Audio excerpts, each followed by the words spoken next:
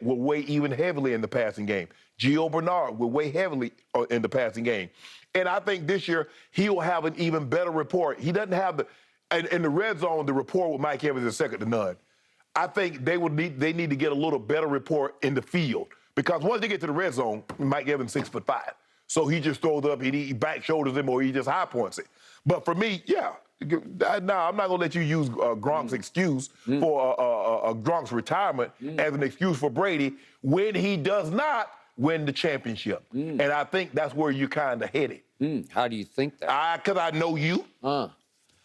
Well, what if I flip this whole question on its head? What if I'm about to make the case that Brady's degree of difficulty just rose, so if he wins MVP next year like I think he will, it'll be a runaway because he's even doing it without Gronkowski. How about that? No. Hold on. Eventually, now you're going to keep saying one of your guys is going to win the MVP. Now, we've been on the show for the longest time, and you have yet to pick an MVP winner. I've picked several of them. Well, how many have we picked? I just said last week. Last year, right? Because I don't think we pick MVP every year. Yeah, we pick, at the middle of the season, you're like, who's the MVP? And you pick Tom Brady every year, because what you've done is that if you say Tom Brady, and for the most part, you've been right. 10 times in 20-plus years, he's been in the Super Bowl. But that's the only thing that you've been right about. You don't pick none of the else. So, by the way, Pro Football Focus at the end of the regular season last year graded Tom Brady #1 in the league and said he should have won the MVP. So I think I was right. Well, I guess they don't have any voters that's on Pro Football Focus, because I guess not. Because Rodgers won in a runaway. Okay. So I agree. I don't know how. You do know how. Stop. After he lied, but that's a whole nother issue. That should have disqualified him right there. Look, the point is, in the big picture, no quarterback has ever trusted a receiver in the clutch, in big game clutchness, in big playoff game clutchness, the way Brady has trusted Gronkowski. Their rapport, their wavelength is second to none. It's part and parcel as to why you just declared Rob Gronkowski the greatest tight end in the history of the NFL. Am I right about that? And I hark back to the sentence in the statement posted by Tom Brady yesterday.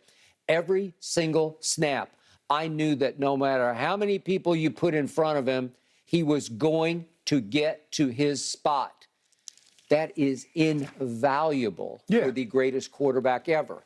And in the clutch, in the cold, wherever they are, in the biggest playoff game, he knew Gronk was going to get there if I needed him. And you want to talk about the ultimate security blanket at 6 feet 6 inches tall? Yes, sir. Whoa! Yeah. For the longest time, Tom Brady has built his reputation on doing more with less. Mostly. He has had one guy, and one guy he had for a minute. He had Randy Moss. Yes. Okay. And so now he goes to Tampa. He gives Mike Evans, who's had 1,000 yards receiving every season he's been in the league. He has Chris Godwin, who, when he got there, was voted by Pro Football Focus the #1 receiver. So he's had talent and talent and talent, and now all of a sudden he's going Gronk, who's not the same Gronk. Yes, he is the GOAT tight end in my estimation, but he's not the dominant player game in and game out he once was. So now what you're trying to do is that if Tom Brady doesn't have the success that you think he should have, it's going to be because he lost his safety blanket. Well, really? And yet, even last year against Philadelphia and the Rams in those playoff games, I guarantee you, Rob Gronkowski, 33 years of age, was drawing 2 defenders. Yeah, okay. He just does, because he's a force, man. When he gets it, he can lumber like nobody can lumber, because he's scary. Once he gets it in the open field, he can't make anybody miss. He's like a sitting duck of a moving target. Yeah. But well, he's 18-wheeler. Yeah. He's not built for maneuvering. No. That is exactly right. But I'm going to remind you, in the 2 Eli Super Bowls, the first one he lost with no Gronkowski. He did have Randy Moss, but he didn't have Gronk. And then he effectively didn't have Gronk when he lost, which was his worst game that he played in the Super Bowl, the second one, because he had the ankle injury, although he was seen dancing at the post-game party anyway. Right. I don't know how he got away with that. I think that's the only time he and Tom might have had a disagreement. I think he's like, I don't ever want to see you do that again. He threw him, I think, 3 balls, and he caught 2 for 26 in that game, and it didn't register. You did realize that last season Gronk missed 5 games and Tampa went 4-1. I do. Yeah, that's the regular season. I'm talking about the biggest games in the biggest moments. He will miss this guy. Why? It's irreplaceable. Oh, no. If he the GOAT, you tell me all the time that GOAT should be able to overcome anything. Yeah. That's what you tell me when I mention you about GOAT James. You tell me, Shannon, I got to grade him at the highest degree. Now, you said he's up here, so I got to grade him up here. Now, Tom Brady, and you told me that LeBron and Tom Brady shouldn't be mentioned in the same sentence. So Tom Brady should be up here. Yeah, and I'm putting him up there next year. I don't want to hear no excuses then. Okay. I don't want to hear nothing about no Gronk. But I want to hear MVP talk from you when he starts to cook with no Gronk. That's the point. Everybody will figure this out. Oh, you think so? They're going to have to go out on the open market. They're going to have to get one of those veterans. I don't know if it's Kyle Rudolph, who's only 32. Let's get him. Jared Cook. I've always liked Jared Cook. He's 35 now, but he makes big mistakes and big catches. And that's the thing that Tom Brady, his football IQ. What is it, like 6 or 17 in 8 years? That got Skip, as far as ability. Oh. If you look at Jared Cook and the way he ran 4.5 coming out of school. Out of South Carolina, Yep. Skip, he should have had a Hall of Fame career. I totally agree. He had that kind of ability. Do you remember Third and Forever against my Cowboys? Yes. When Dak and Zeke were rookies? Remember what Aaron did on the roll left? Set up and throw, and I don't know where the defense was playing prevent, but it was Jared Cook coming all the way across the formation and saying, I got this. Yes. Right? I mean, he was with the Rams, and for what the guy just has ability out the yin yang. Okay, but he makes some of the most. I'm like, bruh, what are you thinking? Who got stripped of a cat? He caught the ball and was running with it, and a rookie named Winfield. Remember that?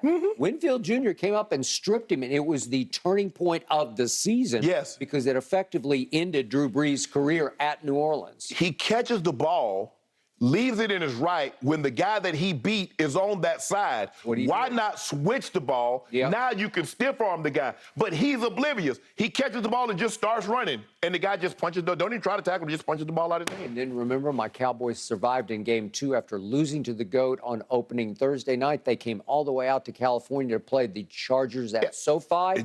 And the whole game turns on a motion penalty by Jared Cook. Yeah. Really? Huh? Because they scored on the play. Right. It gets reversed. I think he had an illegal formation. Yeah, there you go. Okay. And so, Skip, look, Jimmy Graham's out there, but I just don't think any of these guys. Jimmy Graham is more of a jump ball in the red zone area. Yeah. Kyle Rudolph, Skip, I don't think he has a whole lot left in the tank.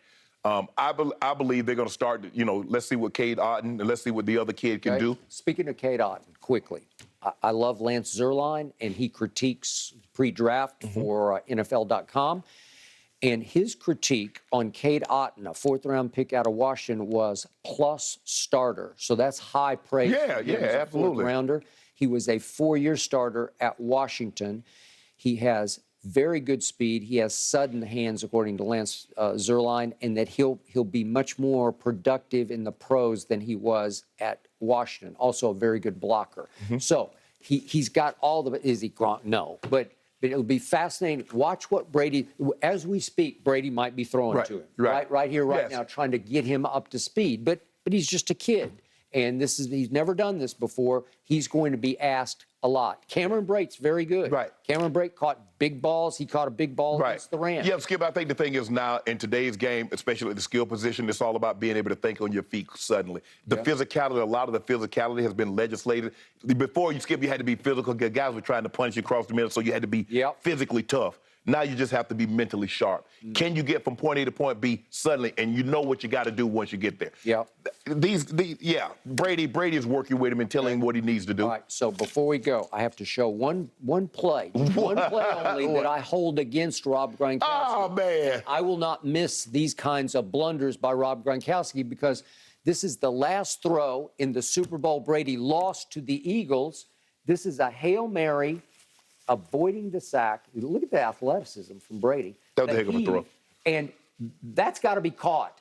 87 has to come down with that. I know he gets jostled, he gets bumped, but you got to go up strong, man. You got to go up and get that. He's 6'6". I think the thing was that not a perfect ball? It was, Skip, but he mistimed his jump, and then the guy's jumping at his back, so it kind of pushes him forward. I mean, having been in those situations where you're trying to catch a Hail Mary, it has to be like the defense really has to make a lot of mistakes.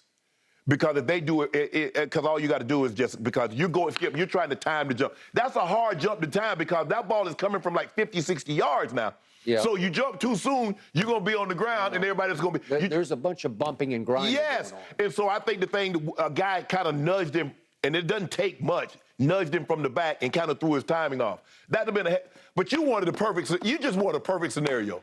Well, what if he pulled that out of the sky? I'd have quit. You would have quit. You wouldn't have come into that. No, because I'm not going to hear you.